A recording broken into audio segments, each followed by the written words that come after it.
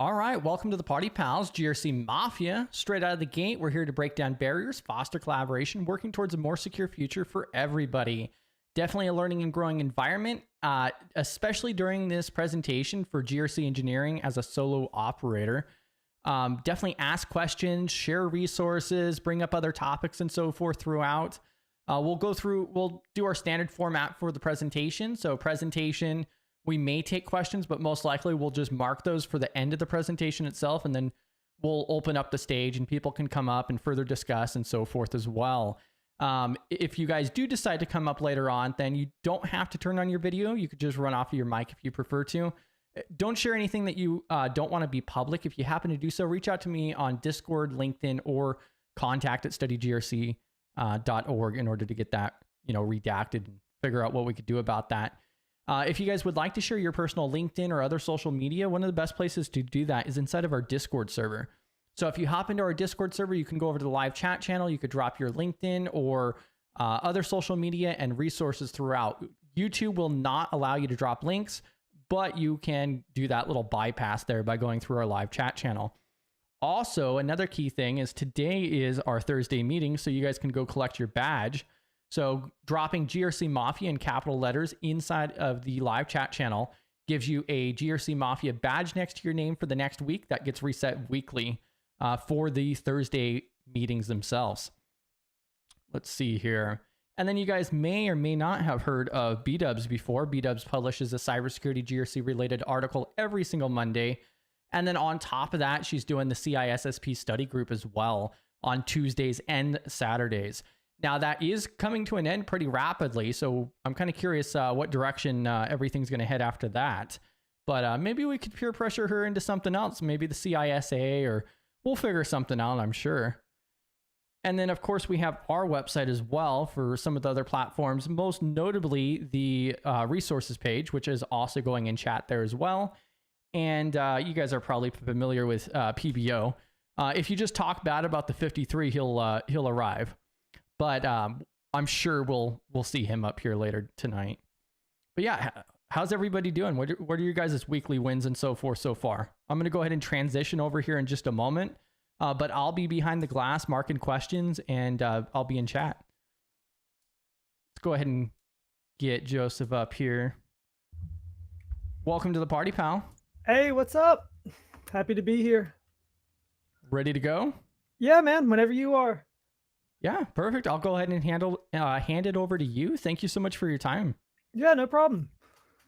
All right. Well, like Chris said, I'm Joseph Miller, and we're going to be talking about GRC engineering as a solo operator, which is a job I didn't know I had, funny enough. Some of you might know me already as Priceless Pancake. I'm in the Simply Cyber live streams a lot in the Discord, things like that. So you may know me from there, but so let's get started. So before I do get started, I want to go ahead and give a disclaimer. All the content here are my own thoughts. The thoughts and opinions expressed in this presentation are my own. They don't represent the thoughts or views of CGI Federal or Study GRC. All right, so a little bit about me is, first off, I am the default Oblivion Remastered Nord character, apparently, which I thought was pretty funny when I first booted up the game. I work for CGI Federal. We're one of the top 10 government contractors in the U.S. In the U.S., I don't know about the world. I am an ISSO. Right now I'm focused on our internal CMMC program, as well as a little bit of ConMon, continuous monitoring for FedRAMP. I have 6 years of IT and cybersecurity experience, and this ranges from help desk all the way to being the head of cybersecurity for a company, and then going over to being an ISSO now, right? And then if, like many other in our profession, I play way too many video games, hence me realizing that I look like the Nord from Oblivion. Hey, Phil, what's up, man? Good to see you. All right, so before we can really understand GRC engineering, we need to talk about the components of what it is, right? So I'm going to start with GRC. Some of you may know this, so just bear with me on it. Um, so first I want to start with the G, which is governance, right? Governance is all about the policies, standards, procedures, and whatnot set by the organization. These can be common to the industry, they can be unique to your specific organization, or they can be influenced by some sort of regulations, right? A good couple of examples of governance policies or procedures are going to be things like conflict of interest policy, risk management policy, ethical guidelines, acceptable use, things like that, right? Then we'll go to the R, which is risk. Risk is basically about looking at all potential risks to the organization from a technical standpoint, as well as a natural standpoint, and mitigating those. One of the things that people tend to kind of forget when it comes to risk is that risk isn't just the script kiddie in the library. It isn't just the APT. It's a hurricane hitting your organization, right? It's a tornado, an earthquake, a sprinkler system that hasn't been tested properly, right? So there's a lot more to risk than just the technical aspect. Risk is a continuous process that spans the entire life cycle of an organization's life. You have to constantly manage your risk. If you're not managing your risk, it's going to get, you're going to get popped. There's a good chance you're going to get popped when you are. So, what do you expect to happen when you're not? And then we have compliance, right? So compliance is basically ensuring that you're following all the rules set externally by organizations such as the government, or internally, based off your governance policies, based off of what your leadership has decided needs to be done within the organization. One thing that I like to really point out to people that I think is extremely important is that compliance does not equal security, and security does not equal compliance, right? You can be compliant fully to all 110, or you can have 110 score in CMMC, be completely compliant, and still not follow best practices to a T, still not follow security practices that might be best for your organization, right? So that's just kind of something I like to point out and make sure that people are aware of. When it comes to that compliance piece, because a lot of people tend to think that, oh, I'm compliant, that means everything's cool. It doesn't mean that. So now we're going to talk about blue teaming. So what's blue teaming? Blue teaming is basically your IT security defense, right? They're the people that defend your organization from cybersecurity threats. And I have three important aspects here that I want to go over with them. And the first is protect. So protecting is all about securing the environment from any incoming threats and building the security of the environment to beat those threats as they come, right? So a good example might be MFA, for example. You want to make sure that only the right people have access into your organization. Maybe IP whitelisting. So you can make sure that those people, if you use a VPN, they have to come from the VPN or IP, things like that, just to give you a little bit more protection. Next, we have monitor. So monitoring is all about ensuring that Big Brother's always watching your environment, right? This is made a lot more possible with things like SIM tools. And if you're a solo operator, like I was for a long time, if you're lucky, you'll get enough resources to get a external SOC, right? Like an MSSP who's watching that for you. Or you might just have to, watch the SIEM yourself and hope for the best. And then last is respond, right? So monitor leads into respond, because once you found something that could potentially negatively impact the organization, you need to make sure that you are responding to all potential incidents and breaches with the appropriate protocols, the right procedures, the right policies, including the right people, things like that. Let's see here. All right, so now that we've gone through those, we can talk about GRC engineering itself, right? So what's GRC engineering?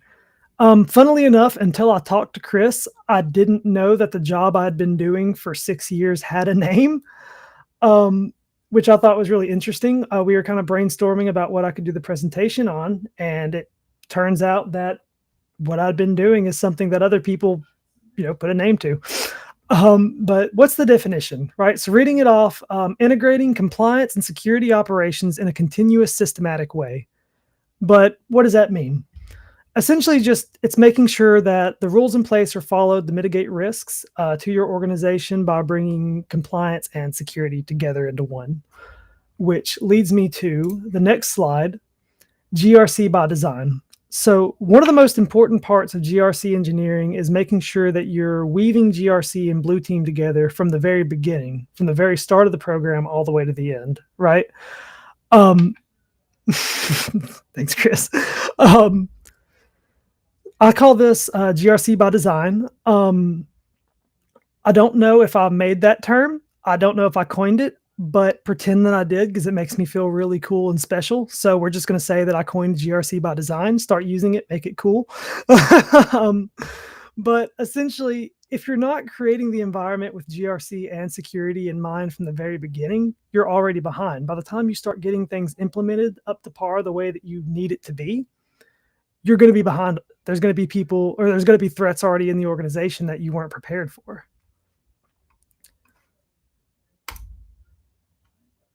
All right, so a little bit of a longer one here, and these are the skills and traits that are going to help you be a good GRC engineer. These are kind of what you're looking for, what you want to focus on while you're studying up, right? So the first GRC skill is policy writing. So policy writing is translating rules into actionable items that have to be followed. This can be done with having employees agree to a policy and then ensuring that there are repercussions if the policy is not followed, right? So if you don't have, or if you use, acceptable use, for example, if you use your computer in a way you're not supposed to, you can get in trouble. You could get fired, you could get written up, so on and so forth. Then we have risk assessments. Risk assessments are really important. I've done them, it's risk is in the name, GRC. And these are essentially just analyzing the threats to your organization and making sure that you understand the impact and how it could affect the organization as a whole, right? The thing that I like to make sure that people remember is the formula for risk, which is likelihood plus impact equals risk, right? So one thing that's important whenever you have, whenever you're doing a risk assessment is ensuring that you're not blowing things out of proportion or not giving things enough attention. And doing that is a great way to do that is by saying, well, how likely is it to happen? Well, I live in the center of the country and a hurricane's not going to hit here. So the likelihood is 0 to 1, depending on how you do it. But what would the impact be? Well, the impact would be a 5 if we got destroyed, but it's nothing, basically. It's not going to happen. Then the third skill for GRC is communication. So communication is essentially being able to explain the security needs as well as the controls and requirements to all stakeholders in the organization, all the way from the C-suite down to the interns, right? You need to make sure that they have an understanding of not only what the policy is, not only what the controls are, but why they're there. And you need to get that buy-in not only from upper management, but from everyone. That way it gives a more seamless transition into what you're trying to do.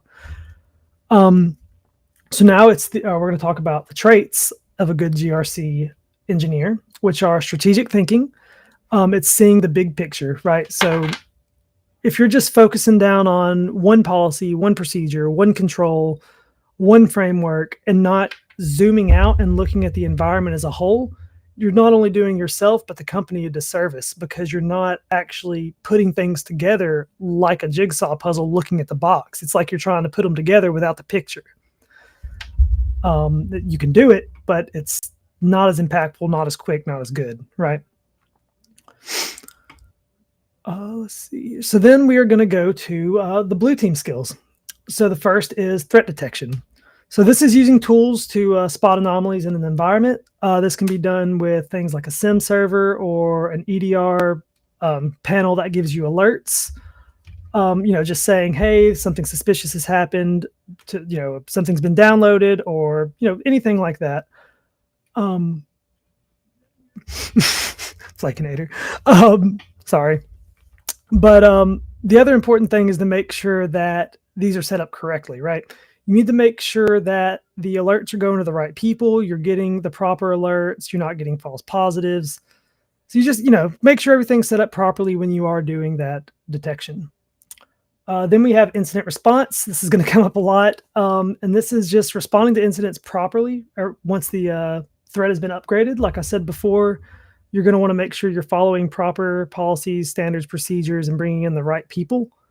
If you're a solo operator, it could just be you and the C-suite and the attorneys. It could be that level. It could be a small team. It could be a lot, 2 separate teams, 3, 4.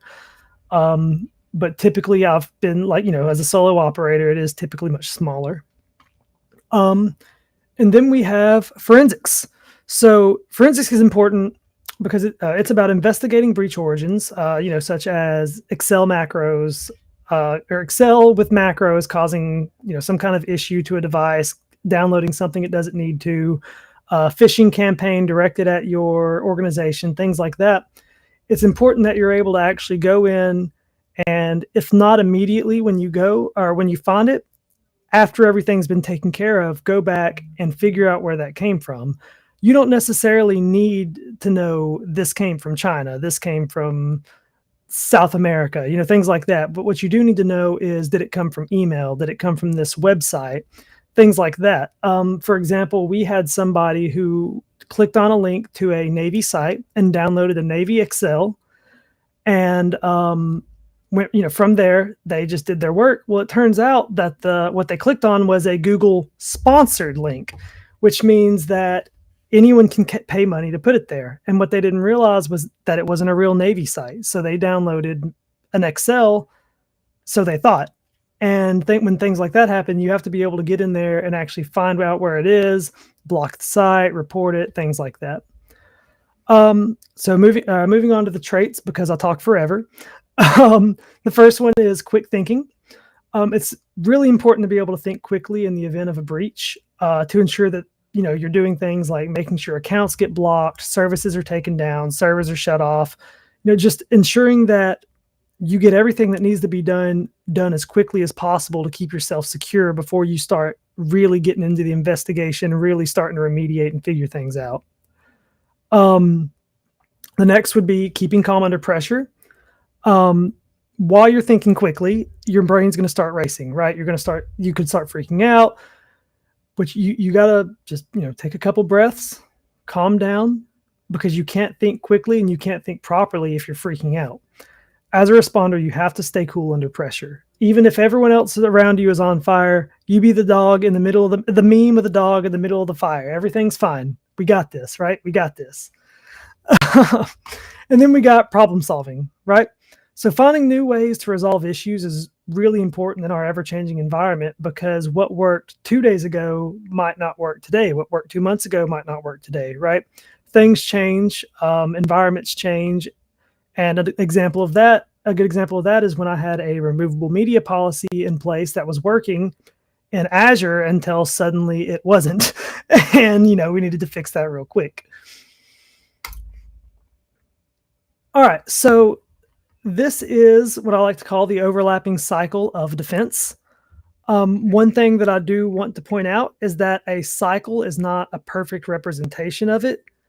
Some of these can kind of build on each other and intertwine, and towards the end, I'll kind of go through that a little bit. But essentially, it's a cycle where GRC and Blue work together to create environments, continuously update, and keep those environments safe. And it starts with the GRC team planning, right? So this is where the GRC team is going to design a blueprint for a secure system. It could be for the system as a whole. It could be for a single control, right? But the idea is that the GRC team is going to plan. They're going to figure out what needs to happen for, what regulations they have to follow, what upper management wants for the company, so on and so forth. And they're going to start putting those into policies. Well, whether they've written them or not, they probably won't by then. They'll just start writing them up, but they'll tell the Blue team, okay, here's what we need to have in place to be compliant, right? So that's where it moves over to the Blue team builds. So the Blue team building is all about either building the environment or building controls using, following controls that might be required for regulations, following policies created based off of laws, things like that, right? It could also be, this could be building up the entire environment from scratch. It could just be adding 1 or 2 controls in. It's just like I said, it's a cycle. You're going to notice that new things need to happen as new regulations come or new things change. From building, we go to blue team guarding, right? So this is where the blue team's monitoring and protecting the environment on a day-to-day basis, basically 24/7. This is if you're a solo operator, you getting alerts from your SIM, you getting alerts from Microsoft. If you're using Azure, I'm going to use Azure and CMMC a lot because that's kind of what I'm more familiar with. But basically just getting your alerts, going in there and guarding against the system, putting in controls to stop things ahead of time, reacting to those, and just ensuring that you're there, you're the guard, you're the watchman standing on the wall. And from guarding, this goes to our incident response, right? Eventually, you're going to have a breach. There's going to be a breach. There's going to be an incident, right? It's part of our industry. As Jerry always says over at Simply Cyber, it's cyber resiliency, not cybersecurity, because you can't be 100% secure, right? So at this point, this is where the blue team starts recovering, right? They call in a meeting with any of the stakeholders relevant. If you're a solo operator, again, like I said, it could be you and a few other people. Maybe you have a couple people on your team. Maybe there's a whole IR team, a whole blue team, whatever. Regardless, you're going to have to go into incident response and you're going to have to get in there quick, right? It could involve legal. It could involve just internal. You might have to report to the DoD or to the customer. So yeah, it's really important there. And then where GRC actually comes into incident response is that once the incident has been dealt with, the GRC team and the blue team can actually look at what happened together and figure out what controls that we could put in place to ensure that this doesn't happen again, right? In a perfect world. But when you're a solo operator, it's kind of just, okay, here's what happened. Maybe I can talk to a few people. I'm going to fill in these gaps. But regardless of how big your team is, it's still the same concept, right? A lot of this is the same regardless of size of team. I'm just coming from my experience as a solo operator, right? And so from incident response, we have our GRC assesses, right? So this is where the GRC team evaluates the effectiveness of the controls or of the controls that have been put in place to mitigate the issue that just happened, the updated controls, new controls, removal of controls, right? This is also done on a periodic basis. This could be a risk assessment. This could be an internal CMMC assessment, anything like that. And then the cycle starts over and repeats at more controls or building more environments. So one thing that I want to say is that I mentioned was that this isn't a true cycle, right? Some of this can overlap. For example, the GRC team could be doing an assessment at any point, and the blue team guards 24/7, right? So realistically, blue team guards could be the whole cycle with other things inside of it. But I figured this was kind of the simplest way to show it, right? So just keep in mind, the assessments can happen at any time. An incident can happen at any time. The 24/7 monitoring happens all the time. So it's as close to I get with a cycle. All right. So now we're going to talk about a few, just the two biggest challenges and the solution that I see for people wanting to be a GRC engineer when they're coming from one side or the other, coming from GRC or coming from blue team. And they're two sides of the same coin, right? So the GRC challenge coming in is you need to know how to write policies that are effective and practical, but also policies that you can understand, right? If you're writing a policy to the blue team that they don't really understand, you can't expect them to put the right controls in place, right? If you're writing a policy that doesn't make sense to, the users, it's the same. They can't follow a policy they don't understand. So it's important that you get that understanding of how can I phrase this to the blue team so that they can understand what controls need to be put in place. Then on the flip side of the same coin is the blue team understanding why controls are being required and put in place beyond just its policy, right? Like they can read it, they can all day and they can say, okay, well, the GRC team says we have to put this in place, so let's do it. but you don't want to just do it. You want to question, not necessarily question their ability to make the right calls, but question why. And, granted, if you know a few things, definitely question, like, what do you mean by that? Things like that. But it helps a lot when you actually understand the idea behind what's happening with that control. It just gives you more insight onto different types of things that you could do rather than just one or two limiting yourself, essentially. So the mutual solution that I found is just cross the knowledge bridges. There's a gap between the two. If you're a solo operator, start learning on each side. Kind of in this example, go through those challenges, learn how to do those. If you have a team, ask someone on your team to help, ask someone on the other team to help. And if you're a big organization, they'll probably pay for training, right? So again, it just depends on your size. So now I want to talk about the benefits of GRC engineering, starting with the benefits to the organization, right? So whenever you have a GRC or several GRC engineers in an organization, typically you're going to have stronger security controls, you're going to have better policies, and you're going to have better mechanisms for enforcement. And that's because, again, like I said, when you understand both sides, you have a much better way of making things make sense and making them work the way that they're supposed to, essentially. Next are the career benefits. So when you're able to do two very highly sought after skills at once, your demand in the job market grows and you become what's known as a unicorn, right? Unicorns are sought after by a lot of people in the industry. A lot of companies want someone that can do these jobs, especially the people that are going to pay you to be a solo operator. And that's because typically solo operators are working for smaller companies, sub 1,000 or smaller. It can get up pretty high too, which isn't ideal. But so typically they're going to want to make sure that they have someone who is, who's set up and ready to go. And they trust someone who's been in both sides of the house, either at the same time or separately before.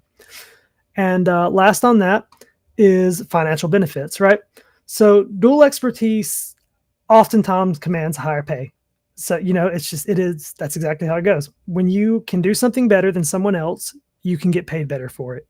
It's that simple. So if you know how the GRC side works and the blue team side works, and you can explain that well in an interview, you can explain that well day to day, you're going to make a lot more. This also works really well for the company because when you're combining roles, you're filling two slots with one person, right? It's a lot cheaper to pay one expert $150,000 a year that can do both jobs than it is to pay two or three $100,000 a year, right? It's cost savings for them and a higher benefit of pay for you. But so now we're going to move to some of the drawbacks, though. And I want to start with what I think is the most important drawback to consider, and that is assessment bias. Assessment bias is essentially, I'm the blue team. I put the controls in place based off of the policies that I wrote, based off how I understood the regulations. Who's checking, right? Who's checking me?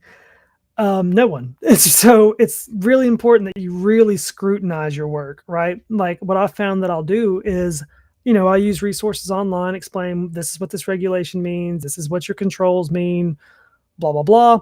Go in, implement, go back, look again, try to look at it from a different angle. And yes, that takes a lot more time. But if you don't do that, that bias could lead to loss of contract. It could lead to like legal issues. So it's really important that you get that right. Next is the implementation speed and overwork. Only having one person or one small team doing simultaneous jobs is going to cause bottlenecks. If you're trying to do two things at once in anything, you're going to get a little bottlenecked on it. And the more the work stacks up, the slower it's going to go. Sorry, I got distracted by chat a little bit. But yeah, so if you have one person doing everything, it's going to slow down a lot, right? You're going to have to take time, even if it's two people. It's just not the same as having teams. And then the training costs, right? So training a new GRC engineer coming in does cost more in different ways depending on the situation, right? If you're coming in as a solo operator, it's going to, and with, little to no experience, you're going to want to train yourself, right? You might have to use courses online that you have to pay for. There are free ones as well. If you come in and there's a GRC and a blue team aside, or just two people that understand kind of what needs to be done, but they don't know how to do it, you're going to have to take time out of both their days to train, and that's going to take time away from their work, which is going to cost more. If it's worth it, all depends on you. And Flakinator, yes, I completely agree. That's where the trouble comes. Where I, as a solo operator, it was a little rough because there is not that person. Luckily, I was able to have, I had people that I could talk to in a way, obviously obfuscate what I'm saying, but ask for opinions. I have really good mentors. I'm not sure if he was able to make it, but really good friend and mentor of mine that got me into GRC. Yeah, I'm not gonna go too down the rabbit hole, but yeah,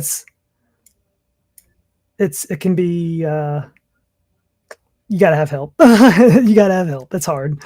So now we're going to talk about how to build both your skills, right? So for GRC pros who want to learn how to be, get your blue team skills, you have learning sim tools like Splunk, for example, through online courses. I do not recommend buying anything expensive to train with. There's courses, there's labs. If it's cheap, go for it. I know people who were learning and bought, $1,000 home labs. If you want to do it, you can. But there's a lot of free resources online and cheap resources. I like to use Udemy. If you go on Udemy and see a course that's $150, give it 1 to 2 days. It's just a marketing thing. It'll be $15-20. That's just kind of how it works. Earn your technical certifications like your Security Plus. This is going to give you kind of a basic idea of what's going on with the security side of things. It's just going to give you your basics kind of understanding. That way you can write your policies and understand your controls a little bit better. And then if you do have a team, if you're not strictly a solo operator and is a small team or a big team, join in on their drills. Ask if you can shadow incident response, their incident responses, right? This is going to depend company to company. For example, incidents can be iffy. They might not want to share that with everybody. Exactly what the issue was, but if you're on the blue team, likely they won't mind. So then going for the blue teamers who want to start learning about GRC, study frameworks like NIST 800-171, 853, kind of get an idea of what those controls actually mean. When you're first starting out, the controls are really daunting. They don't make a lot of sense. And when they do make sense, at first you're probably reading them wrong. Luckily, so 800-171, for example, does have 800-171A that kind of goes through each control. I'm not sure about 53. I haven't gotten to do it a lot or really at all, but that's kind of my experience is mostly with CMMC. Pursue GRC certifications like the CMMC RPA. I'm a CMMC RP. I'm working to get the money to be an RPA. I hope, working with my company to get that covered. But just getting those kind of certifications, especially like the RP, if your company will pay for it. I don't mean get these specifically because the RP is a $600 cert, RPA is $1,000. It's not worth that. That's just an example. If your company pays for it, go for it. But just getting those certifications like that are going to give you an idea. There are non-CMMC specific certifications for GRC as well. That's just kind of what my realm is.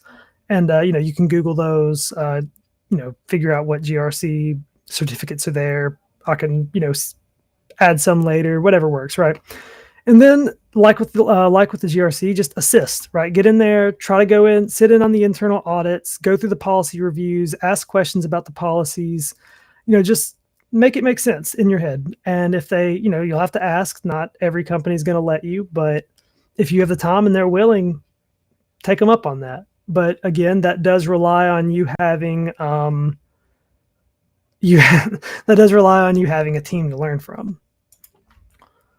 So I'm going to shift gears a little bit and talk about the missing piece here, right? And that's automation.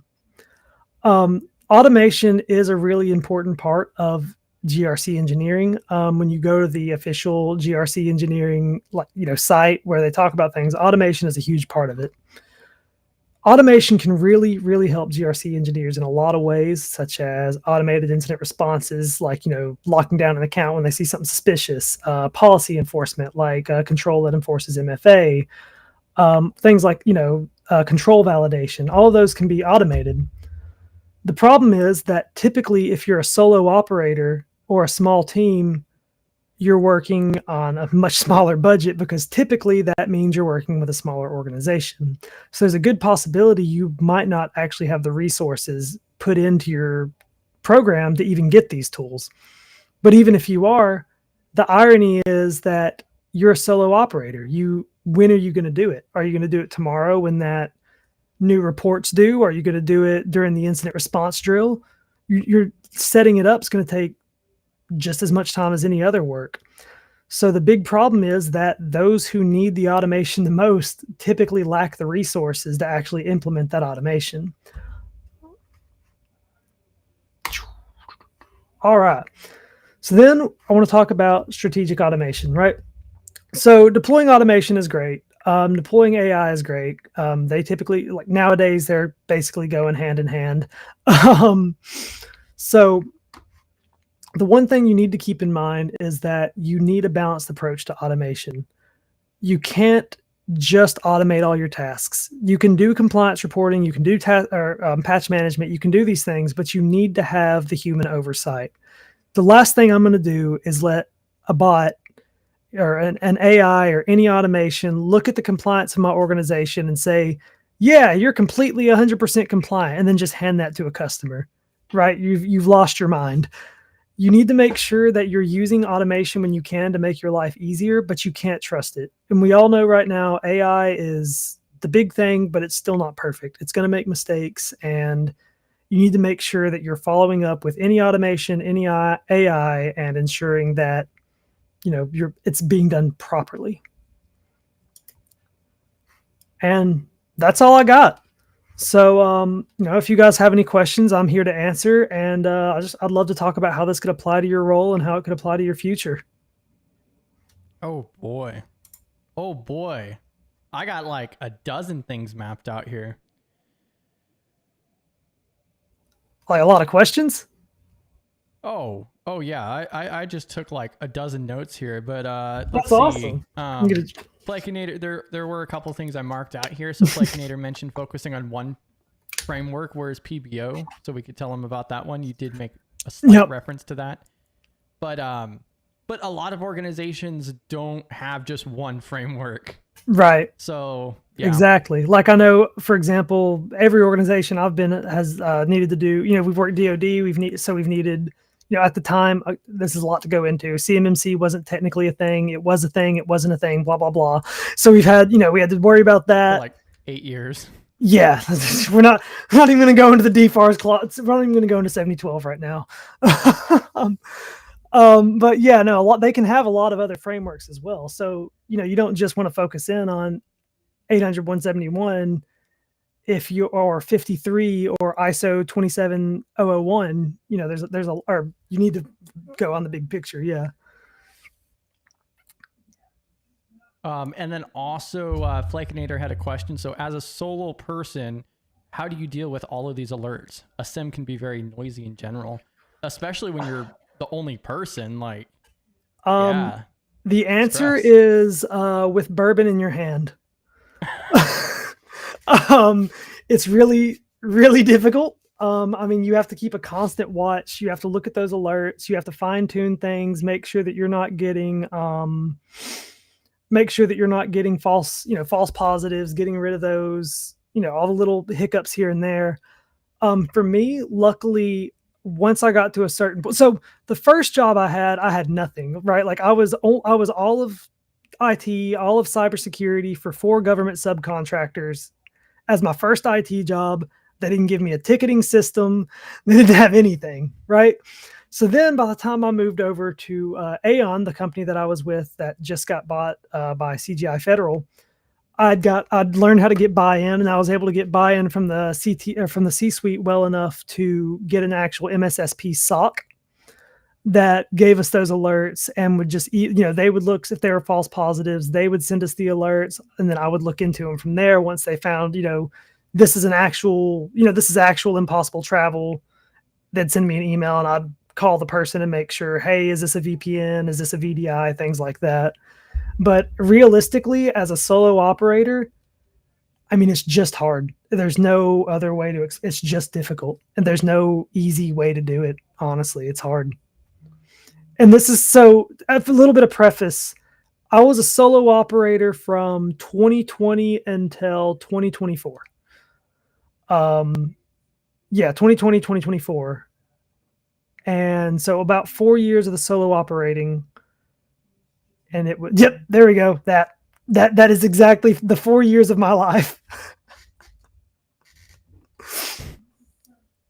Yeah, so really a balancing act, trying to get buy-in and so forth. And a lot of these organizations we talk about all the time don't have anything. Zero. Yeah. Yep. They have one IT guy that's not even in security. Yep. And Flakinator just made a really good point too. You're the single point of failure. I was working 12-hour days. I worked every vacation, every holiday. My favorite animal is a sloth. I was at a zoo in Florida. I was about to go get the pet and meet some sloths. And I'll get out of the car and I get a president from the company. Hey, I need you to get in AWS and do this right now. So luckily I was smart enough to have my laptop in the car, whipped it out, got it done real quick. And then I got to go see the sloths. Yeah. And then also Cam says, what's the size of an org that is doable to handle as a solo engineer? It's honestly person to person. It's experience based on, I mean, right. So like if you have a lot of experience, you could solo operate 1,000-person company, right? But if you're still learning, you might want to stick to a 200-300 one, right? Realistically, if we're talking like full on, what's the largest size? I wouldn't say, God, I'd say try to cap it at 500 or 500 people for the company, 1,000 just if you absolutely need it. But there's a point where you're going to start killing your solo operator. Yeah. I think a big factor with this too is also what the buy-in is, because if they're able to provide you tools, but then also what industry as well. Right. Because like more heavily regulated industries, 500 people, could be pretty intense. Right. So, like I work DoD work. So 500 people even on its own is really intense. Whereas if it was just a huge, like maybe a 500 person nonprofit for, religious type organization, it probably wouldn't be as difficult. I've seen 2 IT people operate 5,000 devices. So yeah. No, thank you. Let's see. We got a couple other things here. Oh, hey, there's Matt. Hey, Matt, how you doing, man? Did you have any particular software that you would throw out there or otherwise? So honestly, everything. So for 27001, I was more of like a SME when it came to answering in the audit. I didn't do a lot of I did a lot of evidence collecting as well, but we did everything manually. Everything I've done up until this point has been manual. It's been more, here's your spreadsheet, here's this, here's that, get all your evidence in a folder and have it ready to display when time goes. And so I haven't really used any automated tools. I know there are a lot of them, but. Yeah, well, and like I've mentioned before too, so like we've done some videos on like CISO assistant and so forth, especially for the small businesses. Like it's better than nothing because it consolidates everything in one spot. Right. You could run that local on Docker. Something's better than just running off of a few dozen spreadsheets. Yeah, spreadsheets and files, but we're getting there. We have with this new company, we were acquired with this company. It looks like we're getting a lot better tooling now. Yeah, especially with how many tools are out there, the cost goes up dramatically, and I think that's what scares a lot of people is that they've seen the prices of some of these tools, but there are some other options out there that are more affordable. Like I've seen $45 a user. That's not bad. So yeah, I've seen and higher. Flakinator here, who joined the stage, was running a sim at home, and that was a full-time job apparently. Hey there. Hey. Yeah, I just had it run on a spare machine for like a month, and then I got tired of it. He says just turn the alerts off. I think that's problem solved. Yeah, that's how you do it. If you don't know there's a breach, there's not a breach. Yeah. Simple enough. Yeah, and cyber research is grabbing the GRC Mafia badge. Hell yeah. What do you have any recommended resources for CMMC? So I do. First, let me say, I said it a minute ago. Hey, Matt, this is actually my very good friend. If it was not for him, I would not even know what GRC was.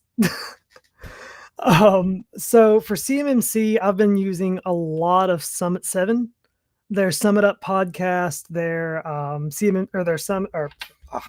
CMMC Q&As that they do. I've been following a lot of people on social media, LinkedIn, like Katie Arrington, for example. Let me see here. What else do I use? I did a lot of, one thing I like to do is whenever I'm going through the regulations, the rules, the controls, I like to kind of understand them to the best of my ability, do some research, use one company I like, On-Call Secure Compliance Solutions. They have videos where they'll go through every control, explain it, give examples of evidence, and then I like to go back and see, kind of compared, how I did, something like that. So that helps a lot. I like to take notes on basically everything. So I use Quizlet, and I'll just make, 100 set flashcards of everything. That way I know, 42 CFR 204.75 does this. And, it helps memorize, because you need to be able to point back to these regulations, not just know in general, this is what you do. Hey, we weren't going to quiz you here. Hey, I'm answering the question. Come on. If PBO comes up, there could be a quiz. Even a test. You just don't know. Just, it's possible. Well, primarily what I've looked at for CMMC is Summit 7, and then also GRC Academy has this course here as well that's paid. It's like $400 now, but it is directed towards the defense contractor companies. Okay. Oh, I did also do the intro to GRC. I think it was the $25 course from Jerry, Simply Cyber. Mm-hmm. So that was a good course for just general, not CMMC, but just general GRC work in general. That's a really good one. Yeah, I did the masterclass, I think, when it was on sale, like for 100 something. And I thought it was pretty good. The course was the one I did. Yeah, the course is also available on, what was that? Is that TCM Security or whatever? Yeah, TCM Security. Yeah, if you do a subscription, you can subscribe for a month for however much it was, and then you have access to all their courses, and Jerry's is one of them. Okay, maybe it was more. I can't remember exactly how much I paid. It's been basically, he dropped it and I immediately bought it. Yeah. Honestly, though, I recommend paying the more money and getting it through Jerry, only because then you have it forever. Yeah, as long as Jerry's around, opposed to the TCM Security, where once you stop paying the subscription, you no longer have access to it. Yeah, I also just like supporting him directly as much as I can. He's a great guy. Except if a spider's around, then trouble. David B says no news is good news, and that's in reference to the no alerts. Yeah, if you're getting no alerts, I think that's a problem. No. It means you're doing everything perfectly. Yeah, it means it's all good. Yeah. Or it means that you're air gapped right and you're good. Yeah, everything's fine. Yeah, just put the SIM on an air gap system and you're fine. You'll have no problem. Yeah. Look, it's working great. Look, there's no alerts. I'm doing my job. I'm going home early. See you guys later. Yeah, let's go home for tacos. Let's go. Too bad the rest of the place is on fire. Hey, my printer's not working. Yeah, who cares? The rest of the place cool, didn't ask anyways. Yeah, let's just plug that in real quick.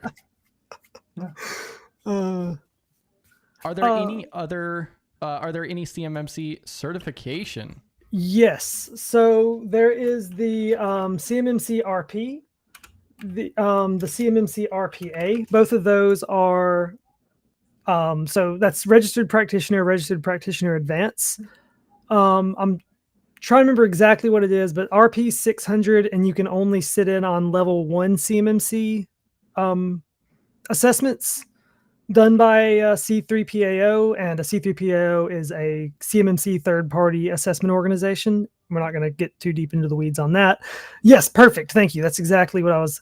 So we have the RP and the RPA, which kind of give you your basic introduction, lets you kind of sit in and do a few things. Then you have your CCP and CCA, which are your much more desired higher level CMMC certifications. And then you can be an RPO as well as a C3PAO organization, and you can kind of see what those are on there. I don't know as much about the organizational certs yet. At this point, I'm not an organization. I'm just trying to focus on those. But as the individual, yes, the RP, RPA, CCP, and CCA. But let me tell you, they start expensive and get worse. Like the RP is a note too is Cyber AB is the only accredited one. Only one you can get them from. So it's $600 for a 4-hour course that I could have gotten all the information on from Google. Well, I think part of that though too is right, like with some of these courses that are like $600, $1,000 or more, they're not geared towards like me going and paying for it. It's more for my company to foot the bill for me to do it. So that's part of why it's so expensive. They know that. Right. And that's completely correct. But then like, I have a problem with certificate pricing in general that I'm not going to get into. But for ones like this, the price is fair enough. It's just for those people who are wanting to just get the certifications, kind of like, the question, are there any certifications to get? There are. Don't get them if you can afford them. Ask your organization too if you're already there. Yeah. Well, and a really important thing to note here too is this is very specialized too. This is for CMMC government contractors. Yeah. So if you're not in the DoD space, don't even consider it. Well, and not even that, right? Yeah. During interviewing in general, if you're looking for a job, there is nothing wrong with saying, "Hey, so I was wondering, do you guys reimburse or help pay for certifications that are needed for the job? So if I get hired." And you then expect me to, or require me to get whatever certs, is the company going to partially help pay for that? Right. Because if a company's like, no, you're like, that's like, what? Yeah, most of them seem like they will. My current organization does it different than the last one. The last organization said, we'll pay for it. If you pass it, you're good. If you don't, we're not going to pay for it again. Yep. That's where mine is. Like, I think it's up to $1,500 mine will do. Yep, and the one I have currently that I don't like as much is you pay for it, and if you pass it, they reimburse you. I think that's what mine will do. But yeah, it's a little rougher because you got to have the money to begin with. Well, yeah. But Brexy, Udemy is what I go to for everything, just for learning. The certifications aren't like useful really. Like congratulations, you got a certification for passing a class, but it is. Like that's all it is, but it is extreme. Like I love Udemy. And like I was saying, their marketing strategy is 2 days a week. The prices of everything are $150. And then the rest of the other 5 days of the week, they're $20, $15. So you just gotta, if you go and there's a course you want and it's expensive, just check tomorrow. Oh yeah. So Matt here is saying he was asking because he's thinking more from the perspective of an employer looking at your training. Honestly, I don't think as someone who did interviewing a while ago for people and so with this too, honestly, I don't care if your grandma shows you how to do it, or it's PBO who has all this experience or someone else, like a bum on the street. If you know how to do it, you know how to do it, and it doesn't matter where you learned it. Right. The important part is that when you go, oh, I'm skilled in blue teaming. Great. Let me ask you a question. Not that I could ask questions about blue teaming. I'm just going to say it right now. But just let me ask, when I start asking questions then about a blue teamer or someone who knows it starts asking questions about blue teaming, if you can't answer it, then I don't care where you went. Right. You don't know it. Whether you got a degree from colleges or universities, or you have this paper that says it or whatever. If you don't know it, you don't know it. So really the important thing is wherever you go to do it and or learn it, you need to learn it. And whether it's free or $1,000 or $10,000, if you don't learn it, it doesn't matter how much it costs you and how much time you've done. Yep. Well, and especially when it comes down to these different options and so forth, I think it also really depends how you position it on your resume as well. Yes. Because I think that's really kind of the way that they're leading here is like, oh, is Udemy going to be as valuable as Try Hack Me on my resume or otherwise? And it's also how you use it. Yeah. It's what you're honestly, interested in. Take a Udemy course and then do a practical lab with that knowledge. Right. Well, yeah, and that's the difference, right? Udemy really is more for almost like a class-like, hey, PBO, more like a class-like learning, where Try and Hack Me is more of a hands-on. So in reality, if you use them together, like you go to do a Udemy course and you learn it, and then you take what you learned and you apply it to try and hack me, that actually is probably the best thing. Because learning it book-wise is one thing, but then being able to apply it is another. And I've come across, and I'm sure PBO, Chris, everybody, we've all come across people, no matter what industry, where it's like, I learned this, I know this, and then they can't actually apply it, which means no, you didn't. Or maybe you did, but if you can't apply it, it doesn't really matter that you know it and can rattle it off. I hate Udemy. What? Really? What? Really? Yeah. I love Udemy. I don't even take the free stuff anymore. I love it. Where is it? I bought a couple different courses on there. I got a bunch of free stuff on my account and everything else, and I just never got anything that was really that great. The best thing that I did come across was the Dion's thing, but even that was messed up. So I don't like Dion as much, but only because he's not my style. I don't like the way he teaches. He could be a great guy. I don't know anything about him, but I like Mike Myers when it comes to like your CompTIA stuff. Mike Myers is the man. Yeah. And that's not Austin Powers or the serial killer Mike Myers. Is the third free stuff. The I never Austin got Powers that Mike was really Myers thing would be hilarious to teach you. Like, that'd be great. That'd be so awesome. That worked for me there. What's your take on this, PBO? What do you think about Udemy on your resume, or try hack me, or otherwise? I like Udemy. I think it depends on the instructor, but like he said, I got about 20 courses because $9.99. I'm just putting them in the queue. So yep. I'm studying Power BI right now as we speak because, like you said, automation and the C-suite love dashboards with color on them. So I'm trying to work on Power BI because Azure is hot. So no, I think I love Udemy. Like I said, seriously, I got like 6 things in the queue. I love it. I love it. It's my favorite. So I usually go. I buy somebody I like, and I usually go LinkedIn, and I follow that up with Udemy. My job used to pay for LinkedIn, so I kind of ours does too. The LinkedIn Learning. Yeah, and what was the other one? Pulsar. There's something like with a P. Never used that one. Yeah, there's a couple of them out there. Pulsar is with a P or something. I've talked to people who also had like Pluralsight. That's what I mean. There, I was close. Yeah, Plural Pulsar. Pluralsight. Same thing. I consider that more of a premium.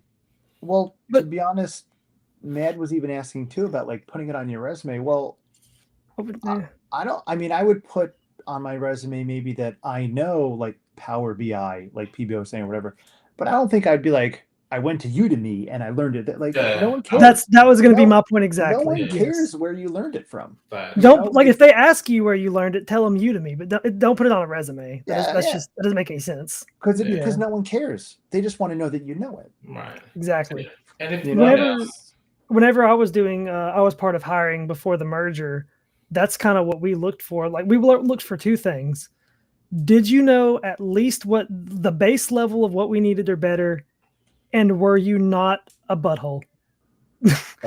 If you are a personable person who can be taught, you're humble, you can be taught. As long as you know the basics, we'll get you there. But which is hard to find sometimes in IT.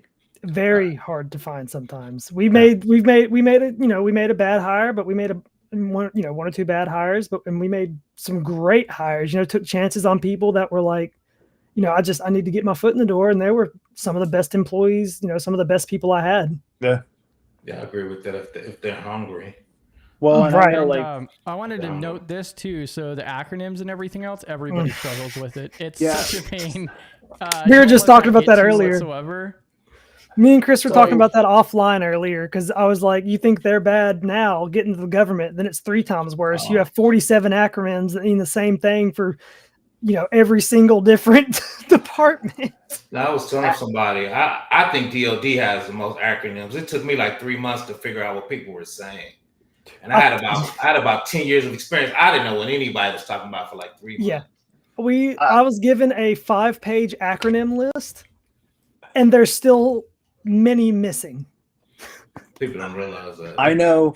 For me, because I just started Audit, I've been there. I don't know, what has it been, like a month and a half, something like that? Actually, no, it's been longer than that, hasn't it? I don't even know anymore. And I mean, like, seriously, I'm like, excuse me, wait, what does that mean? Hold on, what does that mean? What does that mean? And then I would call out documents too. I'm like, someone needs to redo this document or this presentation. Like, why? I go, see that acronym? Like, yeah. I go, 1, I don't know what it means, and 2, it's not defined anywhere first. You don't use an acronym until you Right. define it first. I go, once you define it, then you can use it all you want. That's And why people are during like, the presentation, "Oh, I yeah." kept saying acronyms. I'm like, wait, hold on. Before I continue, a C3PAO is.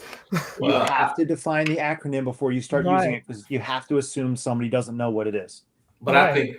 I think, especially in the government, I think that's why they do it, to see Well, if yeah. you fit in, right? I think that's part of the initiation.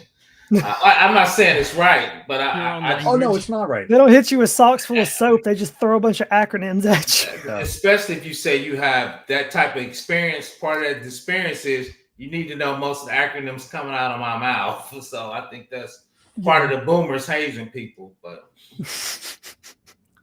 yeah, no, acronyms suck. They're well, the worst part about an acronym for some things, and I can't, there are ones that even at the job, and I can't remember them all the time, where there's an acronym, and depending on what group or who you're talking to, that acronym means this here, but the same acronym means that there, and you're like, okay, guys, does anyone realize how bad of an idea this is? If you want, maybe we can come up with an acronym for how bad it is. Like, come on, like, and it'll be the same 3 letters as the other 2. Yeah. Oh, it's horrible. Yeah, you have to do that. I mean, it's just, and you're just like, oh my gosh, you're killing me. Oh, I love that Fleckinator. To me, if you know the acronym and you can decipher between too many domains, I'm a badass. You gotta pay me more money. Right. That's my wife there, Emily. She said half these acronyms sound like Star Wars character names. Shout out to Emily for joining. Emily's not wrong. No. But I think, once again, that's part of the nomenclature, and at those types of government agencies, they expect you coming in as a senior. They expect you to hit the ground running, and a lot of that's that verbiage, that nomenclature of that. Of course, I take big pride in it, so I could be off on that. Well, and then the tough part is depending on the acronym. Like, my boss started using an acronym with WT, and when she used it, I go, "What's that?" She goes, "Oh, it stands for walkthrough." I'm like, "Oh, I had no idea." She goes, "That's okay." She goes, "I've been dropping it and no one knows what it is. Yeah, I just made it up." I'm like, but it's now caught on. Now we all use it as WT and we know what it means, but it's, it's like, you got to let people know what it is. No, if it's not a glossary, it's not legit. If I can't find it in this glossary, it's not legit. So see, there you go. I kept having, I was talking to the CTO and my, the director of IT back when I first started getting on the security side with the company, and was walking them through some of my ideas, and I'm talking about a WI, and it's in an email, and they're like, what? Then the next call, they're like, what's a WI? I was like, a work instruction. They're like, we could not figure out why you were talking about Wisconsin. Right? But that's why they're you like, need we to don't have nothing there. Right. That's why you always have to define it, because you don't know what the other person's going to think it means. And that's the moment when that realization hit me. I was like, I can't just say things. No, I do it. And Cam makes a good point too. What does CIA mean? Is it confidentiality, integrity, availability? Is it the Central Intelligence Agency? But to me, the context you use it in should tell you. That does help. But once again, I've been in this game for 35 years, man. So this is made by you, PBO. You were part of the problem that caused this.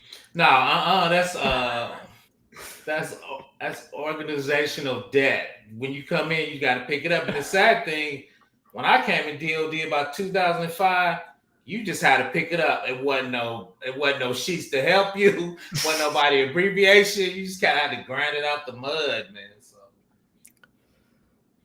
Yeah, and see, like Ranya's talking about making an internal database just for the acronyms. You need to suffer, Ranya. That's when you know you have a problem. Well, and the problem too with even that is, depending on how big the place is, you might destroy the database because there's too much data to put in. Like, there'll just be too many acronyms, and people keep coming up with new ones. It's like, oh, we have a database. I'm great. I'm going to start making up other ones. Then it's just like, oh my gosh, please stop. Shout out to Control F an acronym and get 8 responses. We used big time databases back then. It cost an arm and a leg. David B has a good mention too. On just define it once at the beginning and then just the rest of the way. That's what I tell everybody. Define it the first time and then you're good. That's cheating. We expect you to know. No help.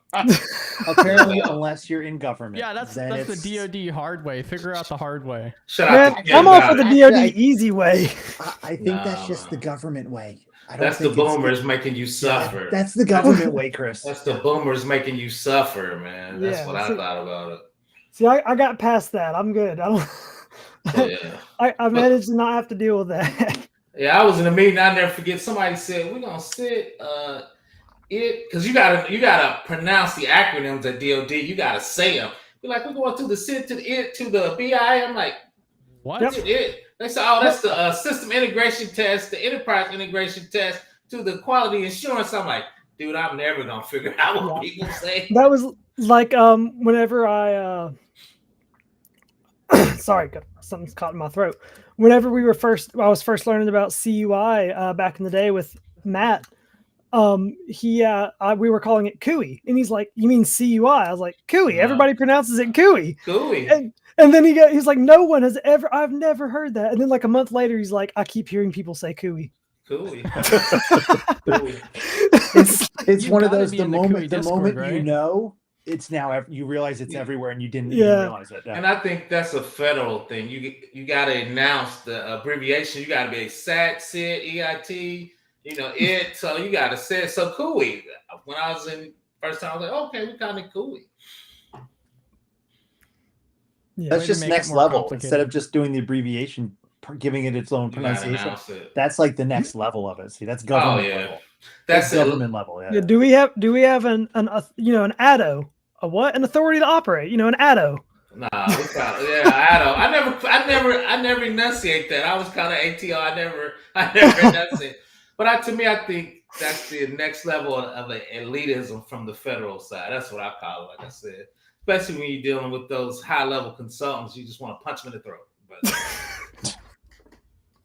I think I'm really glad I don't work with PBO. I'm a consultant. Way too much throat. Oh, I am too. I'm just talking about Booz, Price Waterhouse, those guys. The top four just get on my nerves sometimes. Yeah. Oh man, it's Rania. Shout out to R Squared. What did you want to clear up there, Rania? Hey, Rania. Yeah, my happy butt did not say make an internal database. I said they have one, but they're internal to each department. They just have like an Excel spreadsheet of acronyms, and it's not useful at all. Not Excel spreadsheets now. That's cheating. That's cheating. That's cheating. This guy is cheating. No, they're looking at this other company called laminate it and put it on the wall somewhere. Oh yeah, it has to be laminated, but it has to be posted somewhere like just obscure, like behind a server, barely poking out a little corner of it. Where is it? Oh, it's over in the server room somewhere. Go find it. That or next to your password sticky note. Oh yeah. File cabinet. Make sure your password's on the back of your ID and that your ID is flipped backwards so that your password shows. Yeah, we actually had a real debate about that. That's a sad thing. Because we had a lot of elderly people when I came to the state. We made them get a 15-character password they had to change every 60 days, which I think is ludicrous. And they could not get it. Oh. The hub desk actually wanted to sue us. The tickets went up like 4,000%.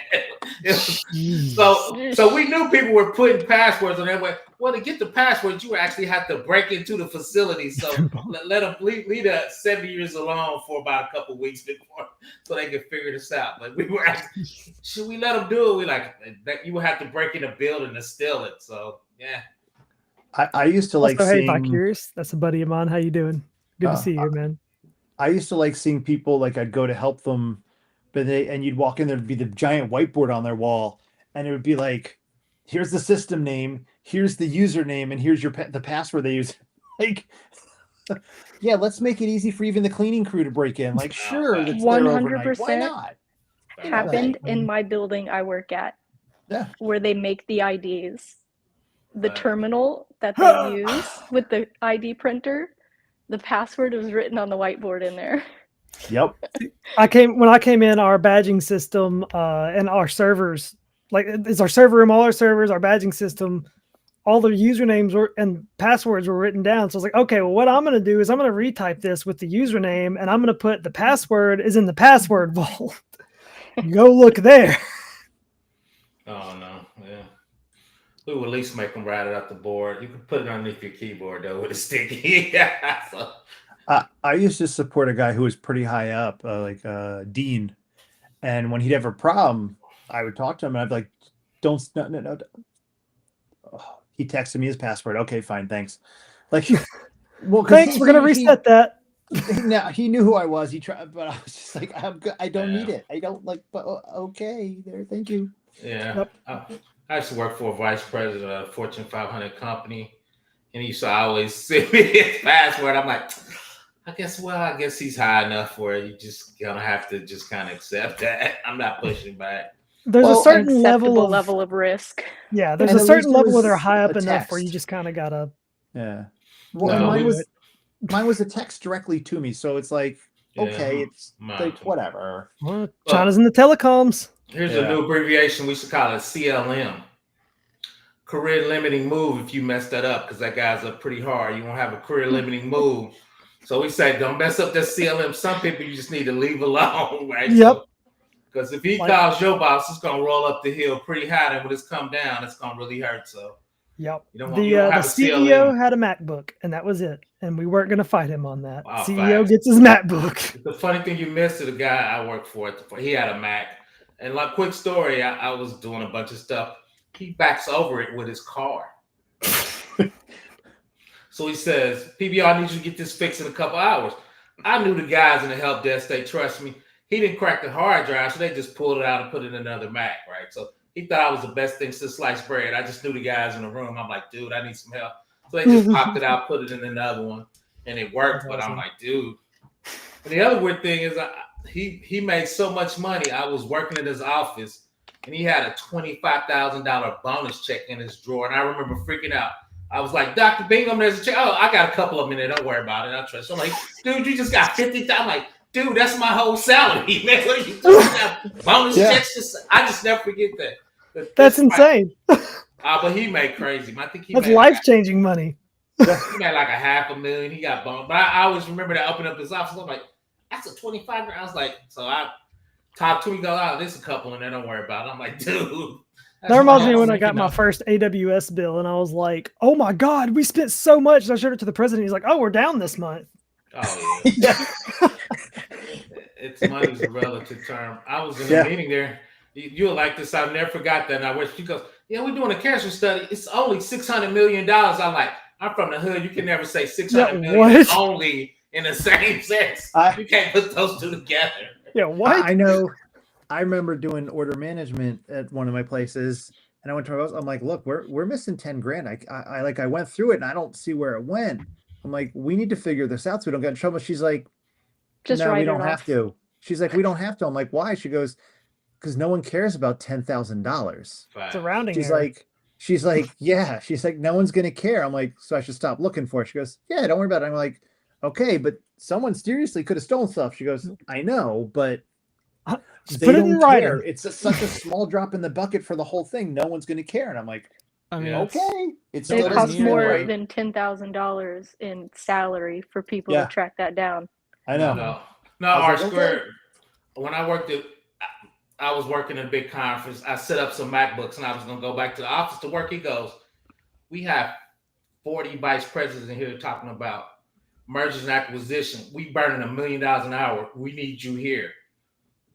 I just never thought about this. Everybody in this room makes over $500,000. We got about 40 of those people in there. We burning $1 million an hour. I was like, so if the MacBook go down, we need you here.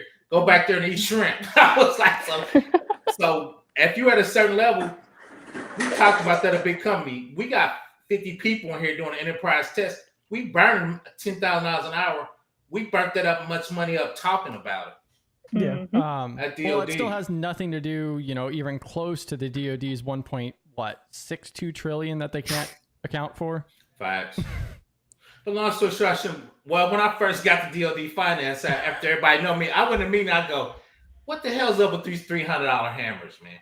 And they go, "No, we're not burning 300." What happens is a big time general has an experimental jet.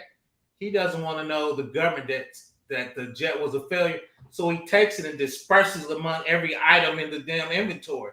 So that's how you get a $300 hammer. What happened is, though, we lost a $10 billion jet. I was like, okay, that $10 billion jet's on $300 on these 10,000 hammers. I go, okay, at least we're not wasting it. Damn, that's an expensive $75 screw. Yeah, so I was like, so But the welcome to aviation, $75 screws normal. Yeah, but the other weird thing is I have an MBA. Half the stuff they doing inside the government I thought was illegal. And I brought it up. I go, you can't do that. For a gap, he goes, we don't report to a county. We report to Congress. We can do anything we want.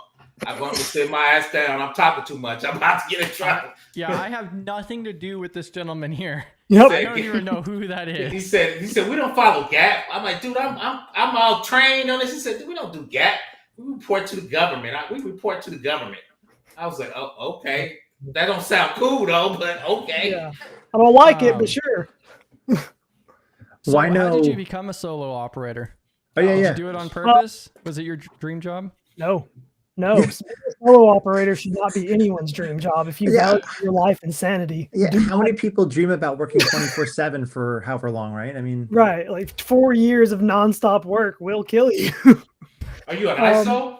Are you an ISO, you said? I am now, yes. Now I'm part of a bigger organization, so we have a lot going on. Like I'm just ISO for CMMC and a little bit of FedRAMP. But shout out to it was basically what happened was I was doing work for this company.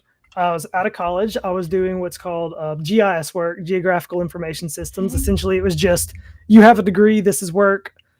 We need you to look at a map and go, this is a dam in South America. This is a pylon in South America. Just work that needed to be done that sucked, running night shift, whatever. So then that contract was ending and they liked me. So like, can you do CAD? And I was like, no, I've never looked at CAD in my life. They're like, okay, we're going to teach you how to do CAD. I'm like, sweet, let's do CAD. So I learned a little bit of CAD without going into too much detail.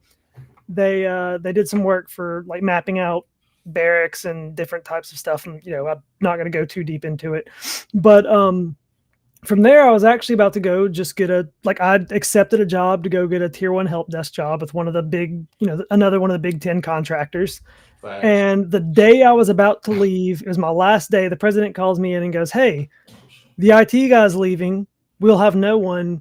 Do you want to be the only IT guy for 4 government subcontractors? And I was like, that sounds awful. I'm in. That sounds like a really bad joke. Yeah, it does. And it felt like a really bad joke. But, that's basically what happened is I got in there, I wiggled my way in. One of the very, very few examples of what I always tell people, and that is getting your degree and getting your cert, you're still probably not going to start in cybersecurity because you can't protect what you don't understand. You're going to start in help desk, right? Like it's just a fact of life. And I make sure that every new learner understands that. Right. But, but I was like, the very, very rare example of that. And it's definitely not preferable. You don't want to do it. It typically happens out of they need somebody and they're paying really well, or you're thrust into that position and that you can learn a lot doing it, right? I mean, it's sink or swim. I got 10 years experience in 3 years. I think me and Chris talked about it, and I think that's why I tell a lot of younger people go work for the Big Four if you can get in. You're going to work 12-hour days, but you get the recognition for work for a big company and you learn a lot real quick and you're gonna these are small companies too. And I'm talking about for the Big Four, but that's your same thing. Yeah. But for the same thing though, you get a lot, because you get to touch everything. Yeah. And it's gonna hurt. I've been there, it's gonna hurt. Yeah. It's gonna hurt. So yeah, being a solo operator, being that person that's over everything, don't make that your career choice. Don't make that your career choice. Make it, if it happens, make the best of it, learn as much as you can. You got to have that hunger to learn. That's how you make it through it. If you don't have that hunger, you're not going to make it as a solo operator, period. Facts. Like just full stop. So you got to go in there. You got to expect it. You just got to, don't put yourself in a situation if you don't have to, but if you are, you're going to learn a lot and it's going to be worth it, but it's going to suck. I just my man Joseph a little bit. You what? I was going to say, if you want to be a unicorn in the industry, you're going to have to die a little bit on the inside. Fact. So I disagree with Joseph. I think, like Chris said, you need to die a little bit. Like Rocky, you got to run up the hill and suffer. Oh, yeah. What I tell people is I was thrown into an ocean made of lava with fire sharks that had chainsaws for fins. The cool thing, though, is everybody in the chat, shout out to Study GRC. You can always reach out to David. He'd be more than willing to give you 15 minutes. I'm subbing David out for me and shit. David is the go-to. The two, if you got a little 853, PBO give you a little time. Shout out to Chris. He be pointing people out to me on Discord because I'm so old I can never figure out what damn Discord there is. I'm just going to start like a daily digest that I'm going to email you.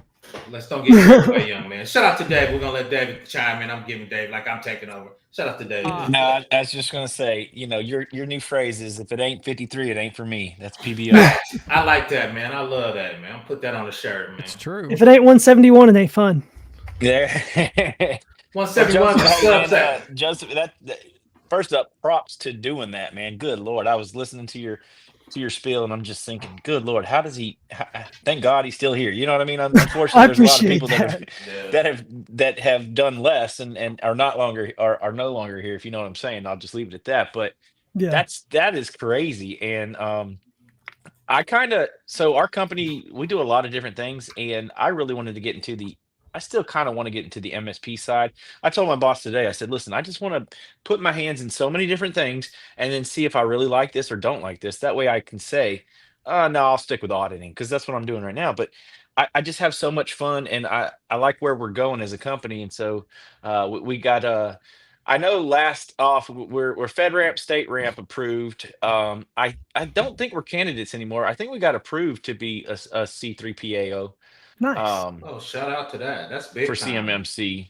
Now I haven't done any of those yet. I'm looking forward to possibly. Right now, my bag is PCI, SOX, or not SOX, SOC, and High Trust. But like I said, I told Chris and PBO and everybody else, I love this industry, and I'm, hey, when I see somebody like yourself, and I'm going to call you unicorn too. That's just crazy, man. That's awesome too, because now you got to play with both sides of the fence. You are so much more well-rounded when it comes to other things. And then when people try to sell you stuff, you're like, no, I've already seen that. Yeah. I still get sales emails so much, and I'm like, listen, you're the 8th person today to send me the same thing with a different name. Okay. Well, and so that I appreciate it, and we talk about it all the time, especially on the GRC side, is balancing that technical end. And the more you know, the better. But that's what makes it so difficult. That's kind of like what I find fascinating, is because there's always something, whether it's the business side, the risk management end, or the technical side of it. Like, you always have something that's changed. It's way worse than just the technical end, because you're never going to learn all of that in the first place. But then you're throwing all of this other stuff on top of it. So he mentioned something that a lot of people don't say is, I work with legal a lot. I was surprised. I never thought I'd be in a room. By the time you start, I don't know if y'all do RFIs and RPs and MSAs, and you got to look at the security deal. Me and Chris looked at a DPA one time, just kind of walked through it from a security perspective. And big companies, and now mergers and acquisitions. So you got to see if their security matches your security, and how y'all gonna integrate this stuff. So it's a lot of times where I don't even get to touch a computer. I just do paperwork all day. You're gonna love this. I've been in the industry since 2019, and I've been merged 4 times. Wow. And I'm sick of it. Yeah, it's kind of weird. So I think there's a whole other side of cybersecurity I never thought I would see. Especially, I work for a large company that bid on federal work. So, and shout out to Dave. A lot of people don't even know what state ramp, aka gov ramp, is. That's kind of a new compliance that's kind of picking up. Somebody in Discord earlier was asking you about ITAR, PBO. Why didn't you send it to me, man? Like you work for me, man. Shut up. I had a guy was hemming me up. I'm like, dude, I talk about it at a high level. They were like, we have some parts inside of a cage. Can we co-mingle them? I'm like, yes. You just gotta label them. Then he said, my David said we couldn't do that. I'm like, dude, here's the regulation. But sometimes an auditor can do what the hell they want, man. If the auditor says you need it. Yeah. And so Joseph, but the auditor can't do it. What was that? No, but the auditor can make you do it. I was just saying, the auditor can't do it. They can suggest all damn day, but they can't do it. Yeah, but they can make you do it, though. If they give you a finding and it's a high finding, that's a dirty word. Yeah, the ADO authority to operate, you might not get it. So you got the ADO. I'm gonna give you an exception if you don't do it. All right. Facts. I appreciate you, man. God. I'm an exception wizard. Ask you, Go Joseph, ahead, Chris. So we had a thing a couple weeks ago about AI and so forth. Now, let's say an organization implements their own local AI of some sort or otherwise. You could have some policies on the temperature or the hallucination rates and the bias and everything else. There's different tools that are already out there that can benchmark those and provide you some type of metrics to that. Now, if an organization, let's say, wants to have a 90% or no more than a 10% hallucination rate, if it goes beyond that, like, do you think that GRC would handle that if it's over 10%, for an example? Like, is that something GRC would benchmark? Hold on, Joseph, before you answer that. I don't like how you worded it. I think you leave. I was gonna say I'm not really following. Yeah, because you shouldn't do it. But go ahead, Chris. Well, GRC would be involved in that process, right? How are we sampling that? How do we know how many times you went over 10% or it went over 10%? Let me throw my piece in there, Chris. Kind of for me, that's close to development. I take care of the pipeline. I take care of data. I don't tell people how to write the program. To me, the AI engineer should do that. Chris said, but I can see what Chris is saying. Oh, no, don't get me wrong. Because we need to have a policy that we can't use it unless it's 10%. You know, I see what you're saying now. I'm following. But hold on, though. But a lot of times for programmers, you don't tell people the outcome of their program. If somebody's doing Monte Carlo simulations for financials, to me, that's what hallucination is. I'm not going to jump in on that. I heard 3-card Monte. That's what I heard. I'm jumping in on Joseph. He like, man, I just came up here to talk about something. So that's how I'm thinking about it. And I agree, if you got those skill set, I just don't see GRC with that level of expertise. So why would you jump in and get yourself sued? Go ahead, Chris. I'm leading the witness. Yeah. So the way that I am seeing it is that the GRC engineering is going to become more prominent because of these specialized roles, and a lot of these entry-level roles are dissipating. And so that's where I really see, especially with tools like AI, we're going to see, specialists that are trained with the AI technology and understand that at more depth.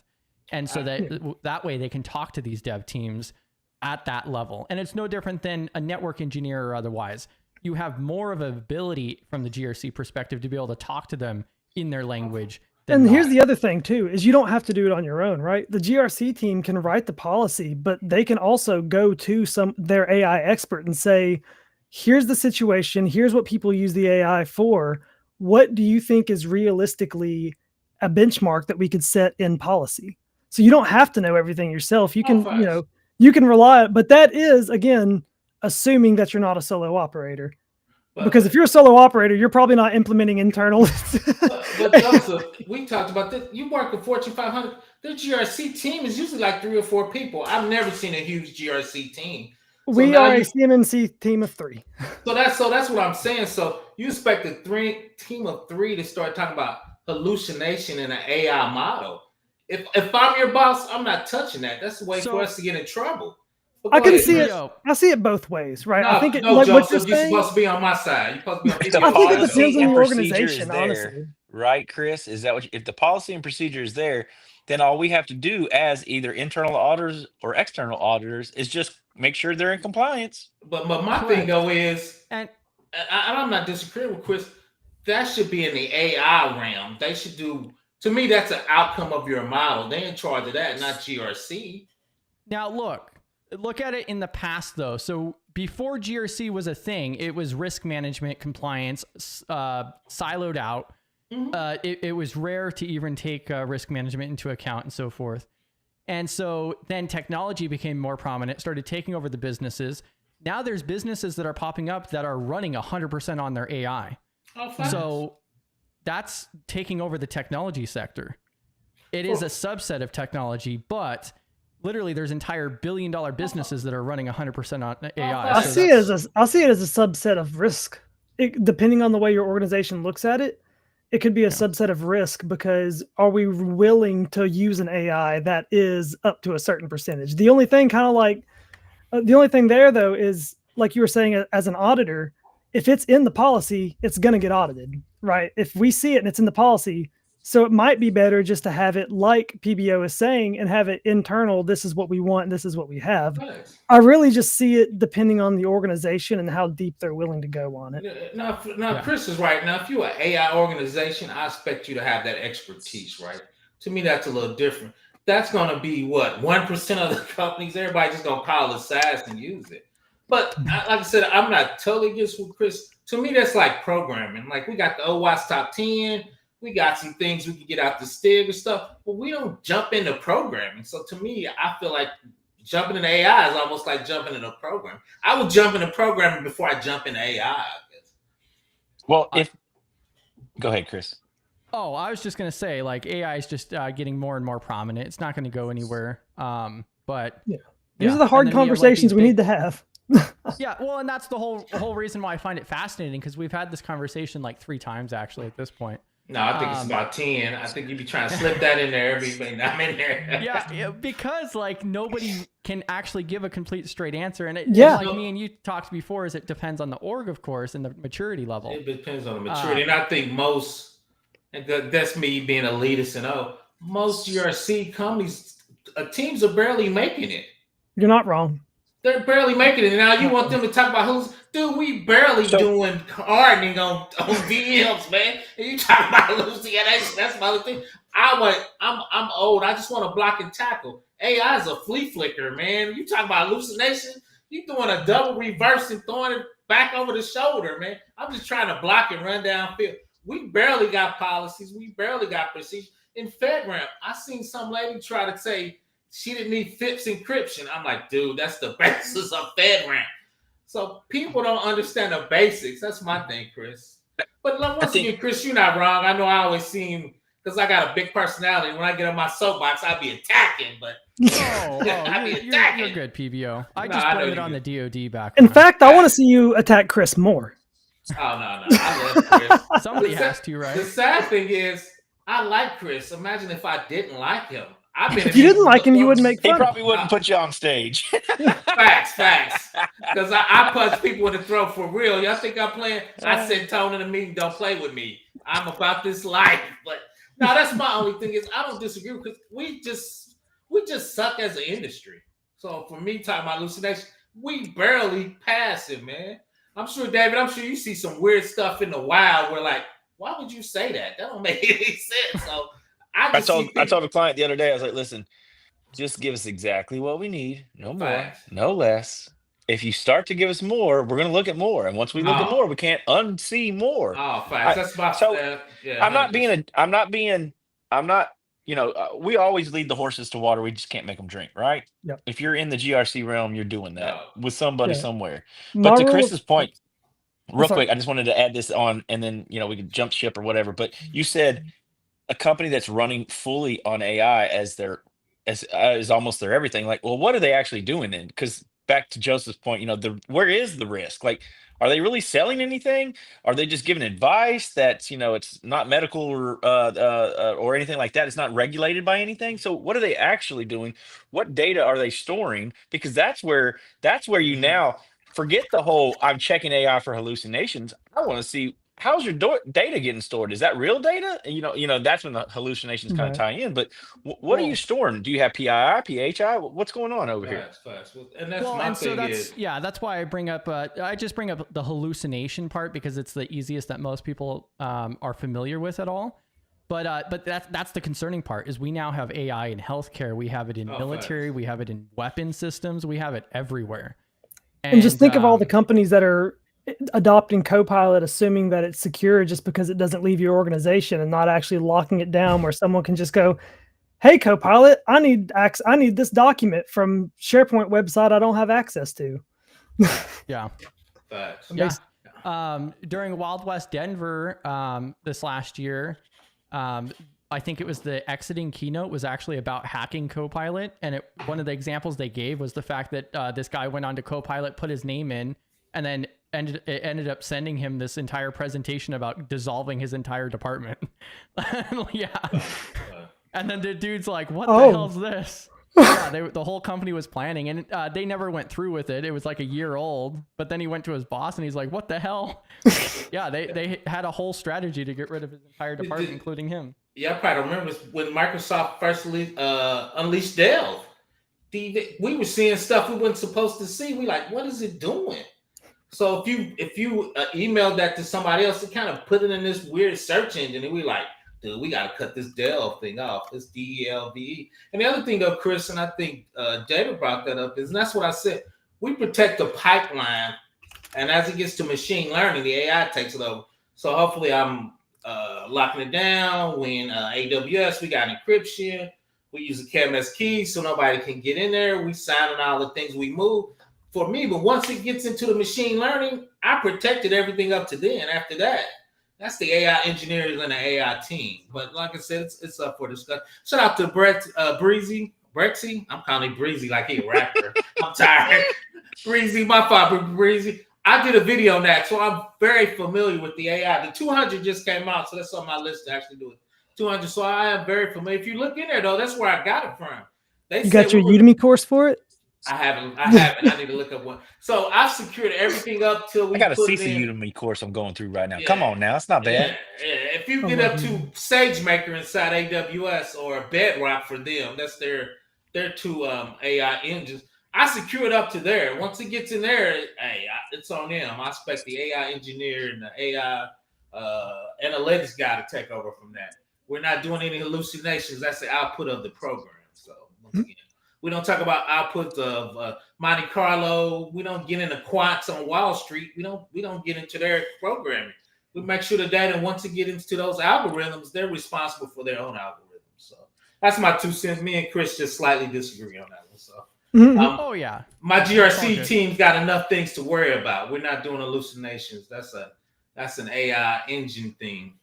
I think it's going to be interesting on how things change over like the next 10 years. Like, it's fascinating how quick things move around and so forth. And that's why I like to discuss it and so forth. So I like this question that just came up. This one? Yeah, I actually like that a lot. So first off, it's going to depend on what you're assessing against. It's going to depend on the framework. So for example, in CMMC, if your website doesn't have, an updated TLS certificate, computer backports on, there's no CUI there. So it's not even in scope, right? Facts. So it depends on what the scope of your audit is. And that's something that a lot of people tend to overlook. Your entire organization, all your websites, not everything is always going to be in scope. It depends on the type of audit it is and the framework you're following for what controls need to be, put into place there. Yeah, but if it's in, especially from an IRS perspective or a STIC perspective, there's a check for those. So yeah. And if that is, and it's a finding, and your data gets leaked because you had that out, you're going to get a big fine from your federal agency. The IRS is going to give you a big fine because that's something minor you should always be on top of.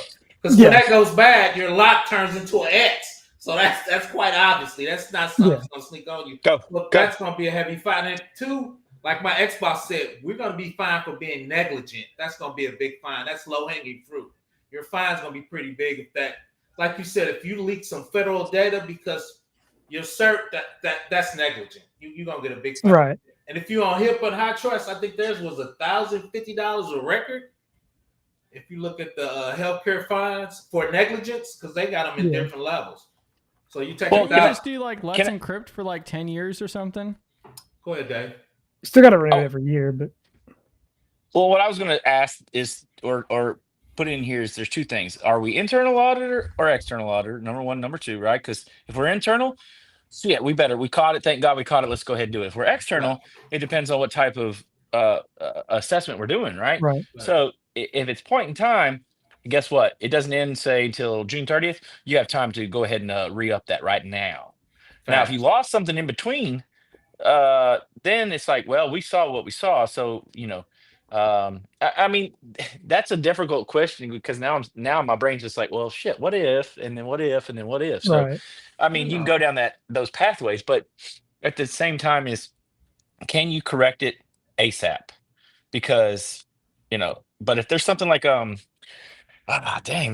my brain is spinning. So I'm going to take a pause on that because I'm just thinking so many. The way I like to think about it is it really just depends on the scope and the type of audit. That doesn't make it okay at all. Like if I'm an assessor and I see that, I'm going to at least mention to you like, hey, I can't ding you on this, but I want to slap you for it.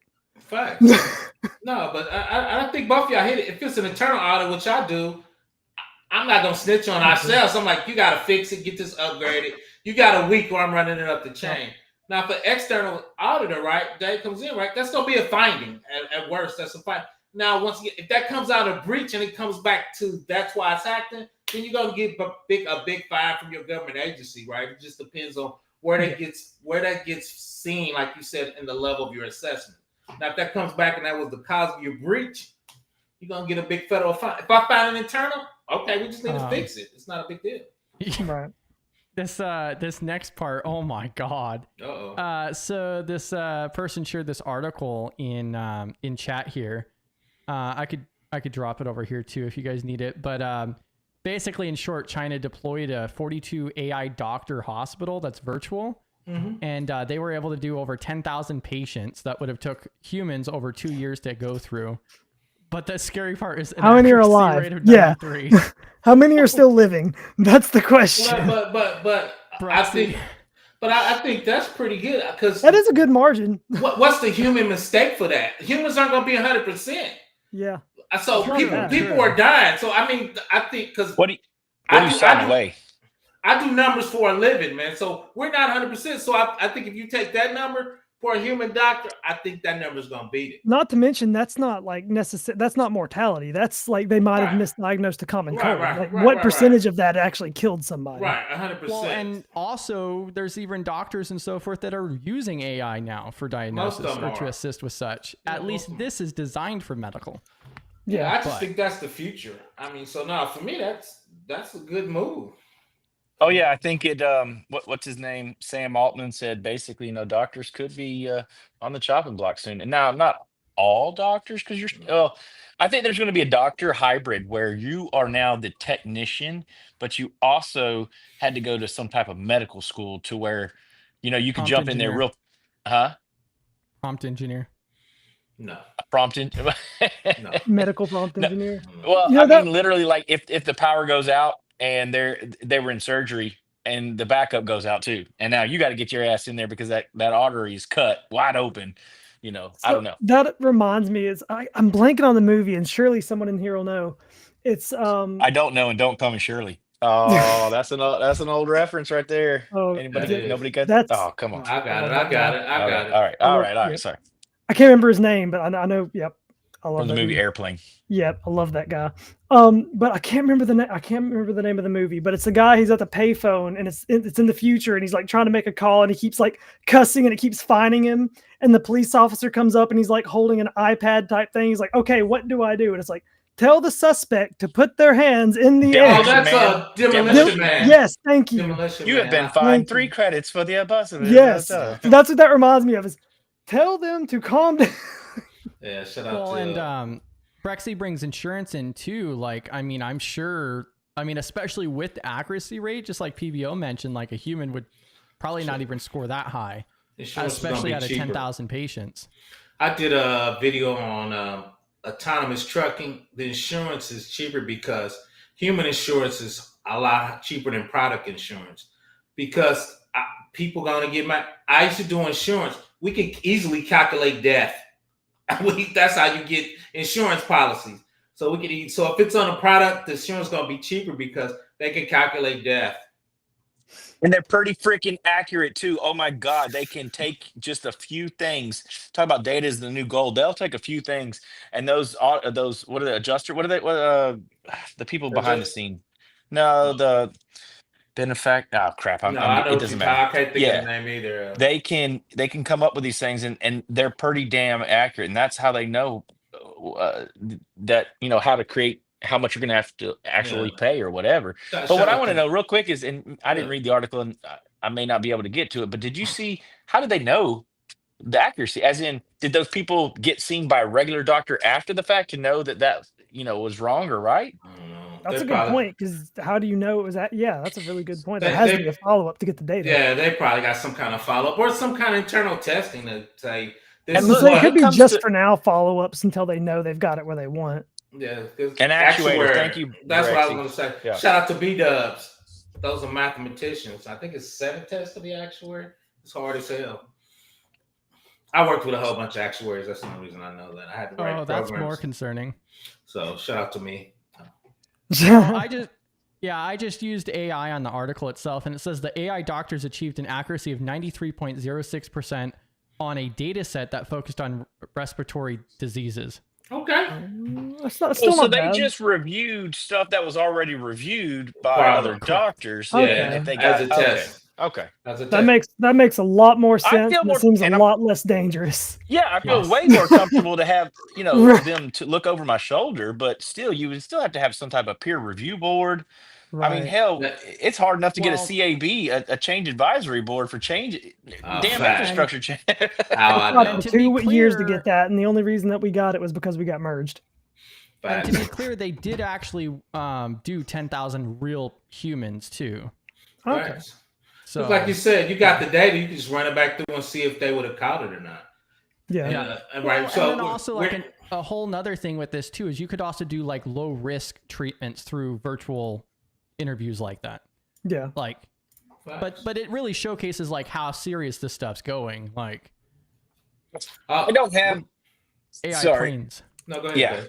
No, I was gonna say I don't have diabetes. Knock on wood, I don't ever. But they're people get the little things up here, whatever too. Not just the injector, but like the one that Mhm. reads the blood sugars. Yeah. But they My make wife them has now one. for. Okay, they make them now for, and I'm going to use the term lightly, right? Healthy people that don't have diabetes, Mhm. just to check their glucose and their blood sugar spikes. It's called levels, and I'm really Yep. interested in getting that because I'd love to know what foods hit. And I'm not going to make this all about food, but my point is, you take that and now you go a teledoc. It's literally teledoc with AI. They take the latest data while you're on with them, boop boop boop, and okay, now boom, according to these, you have this, and then Amazon's going to drop off some medicine with a drone, and boom, So you'll be good. the only thing I worry about that though, Dave, is, and I'm with you, but PBO's in the best shape. If you getting that level of data, like PBO fat out of shape, your insurance is super high. Then it's going to happen. It's going to happen 100%. So yeah, so I don't want that level of detail because then that means my insurance gonna get. It's like that level of Progressive detail. when you plug that thing in your car, right? If you Facts. allow them to track your ass, you can get Facts. cheaper insurance. But the Facts. first time you hit something, they're gonna be like, "Oh, you broke too hard. You hit your brakes way too hard, too fast." Hit something. You were speeding on the highway. You don't have to hit anything. You just going too fast. So, but then you get once again customized insurance with that customized increase. But go ahead, Chris. Back to you. Oh, Sorry about no, that. I was having a sneezing fit, so I was No, muted. you good. You good. But so that's the thing I think is in the future because I'm kind of a PBO's gonna be in curmudgeon. an AI nursing home. So I was in there getting extra pop. I'm like, I don't want to scare my car to get the discount because they're gonna know PBO drinking pop he shouldn't be drinking. That's actually they're gonna be that's another snitching real- on me. I mean, like, now we're getting into like the whole That's it. privacy side of things and so Facts. forth, but that's already happening. PBO pre-diabetic, so he should be drinking pop, but ain't nothing like a good Mountain Dew sometime under stress. Shouldn't be drinking pop. What you mean? Coke? Pop, Coke, yeah. Coke. Everything's Coke.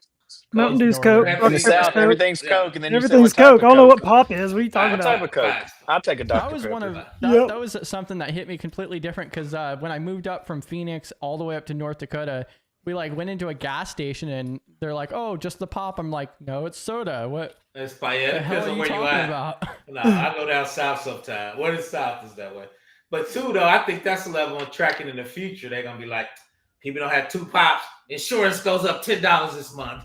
Well, and I Looking think you pretty mentioned bad. it on last week's video on how we're just gonna have like an RFID tag, in our hand for Oh, our right. universal. They Right. already doing that in Silicon income. Valley. Facts. And then they're also going to start selling those where they can block or they can lie, or you know what I mean. I didn't actually get 2 pops. I got one Coke. Yeah, one Coke. No, facts. So, but that's the future. But two is, I think about it though. I think people with bad health should pay more health insurance than young people because y'all end up carrying the system, right? For the old fat people like me. So Now we're getting controversial. not controversial. Young people been carrying old people on health insurance forever. That's why you put them all in one health insurance, so the healthier people can pay for the people that are not so healthy, right? Aren't we Balance supposed it to out. take care of our elders? Well, you do, but I don't know, man. We having a big debate about that. If you fat, well, I got to pay for it. so that's one of the debates we debate on other channels. So, and one time it got feisty because, like you don't have kids, but you pay property tax. Most property tax go to school. So why I are you pay paying more taxes because I don't have kids. facts? So why are you paying more taxes if you don't have kids in school, right? So I'm mad that my pets aren't at least half a dependent because they're expensive. Oh my God! I They used should to be have at a least great a day. half dependent. Yeah, I used to have a great day, and they got acupuncture treatments and shit. So, go ahead. The PBO Thunder Punch drink. Facts. Shout out to the drink. Go I ahead, just Dad. did a new maybe it's not new, but it was new to me, a W4, because we're switching over. Oh yeah. Yeah, where you actually they ask you so many questions about dependent, and especially if you're married filing jointly, how you now estimate what both your pays are. Oh yeah. And then and so I've never seen that, and I said, it looks like it's actually going to be lower taken out of my account, but if I did it correctly, I'm going to get around zero when it comes, and I'm okay with that because I know we're going way off topic, but when it comes to taxes, they've been holding my damn money all year. I can't make no interest on it. You know what I'm saying? Facts. Just because I love it when people get so excited. I'm getting $1,000 back. Well, you know what? You could have done with $1,000. You could have put half of that, earlier at the beginning of the year into something that earned you some, not a savings account, but you know what I'm saying, right? Like a IRA or whatever, right? You could pay down your 30% credit card, and you got 30%. Oh, there you go. But I think that's some things in the future to kind of talk about from a societal standpoint. What's that going to look like? AI, and I think all of that kind of flows off of AI. Yeah. But hold on real quick. If you go to Indeed, they get real personal. They ask you if you got diabetes or health problems. They ask you straight on the website now, which I thought was a bit intrusive. They like just a little bit, yeah. I'm pre-diabetic, so the answer's no right now. No. Yeah, we're gonna. Are you hydrated, sir? Are you hydrated right now? Well, and that's how I feel like every time I go to the doctor. I go to the same doctor for years now, and every time it's like I'm being questioned for a crime. They're like, "Oh, how many drinks do you have every week? Oh, do you? Are you a drink any smoker, soda?" sir? Yeah, like smoker. Every single time. I be scaring people when they ask me those questions, man. I be like, I got vices, just not the ones you got on this list, right? It's all relative. I got issues, just not the ones on this list. Then they tell you you're at the wrong damn doctor. I was literally about to say that's what the other doctor's for. Oh yeah, I went to. Yeah, I'm gonna throw it out there. I went to when I was getting divorced. Went to a marriage counselor. I told him I'm comfortable with all my demons.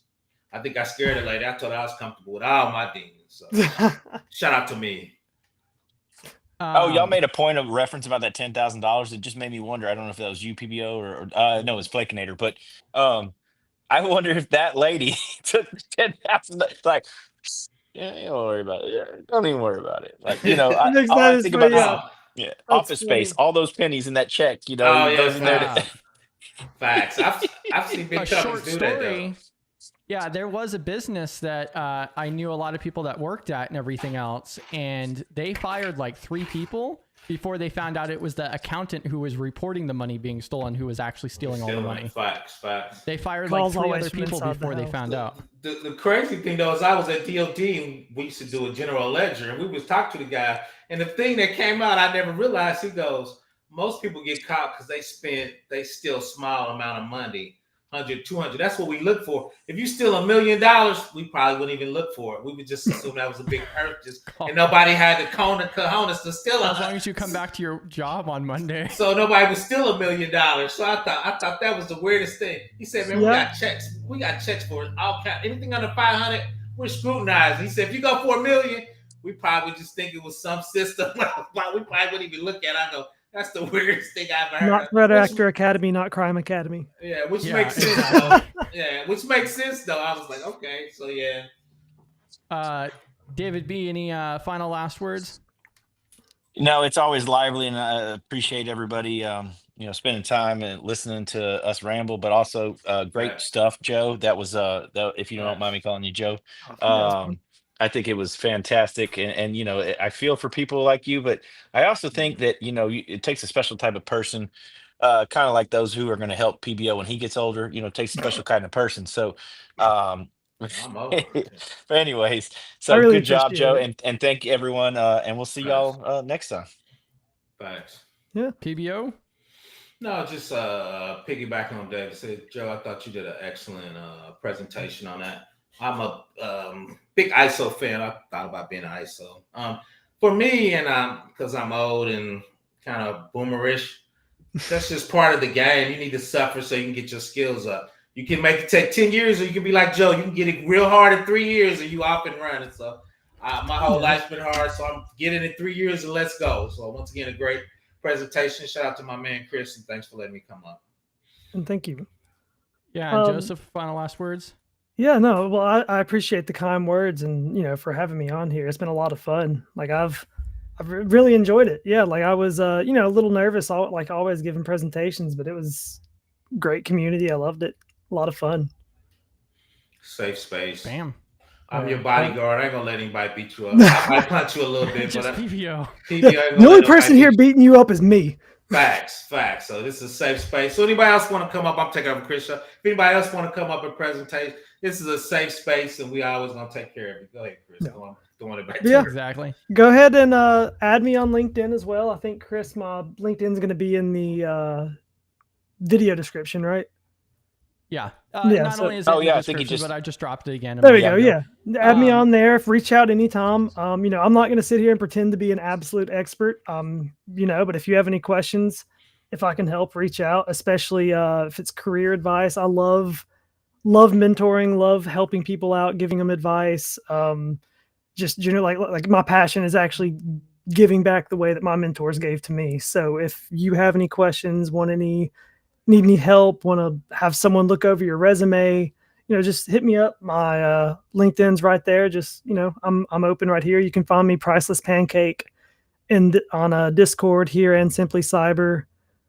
And just feel free. Bam. So now we got David to contact, PBO, Joseph over here. We'll just start like a group chat for you guys to, send all the Q&A. Thank you so much for joining, especially the topic itself. Like I really see it going more that way moving forward than anything else. I think it's going to get more technical. But What did ISO we'll stand for again? In search of? Oh, God. No, I think when he said the ISO audit, he meant the Information System Security Officer audit. So is your title Information Security Officer? That's what I'm asking. That's what I'm. I thought you were making a joke about the. Oh no, No. I'm an ISSO, the Information System Security Officer. System security. Okay, that's what I Yeah. was trying to put it all together. I was like, wait a second, I'm going to have to ask him about these acronyms again. Look, we're circling right back to where we started. There we are. Yep. Yes. Exactly. Another Another ISSO acronym there. But yeah, Y'all thank have you a for joining us. fantastic Thank night. Thank you for the presentation, and PBO and David B, Flakinator popping up. Rania popped up as well. Thank you all for joining. I'll catch you guys tomorrow at 11 a.m. for our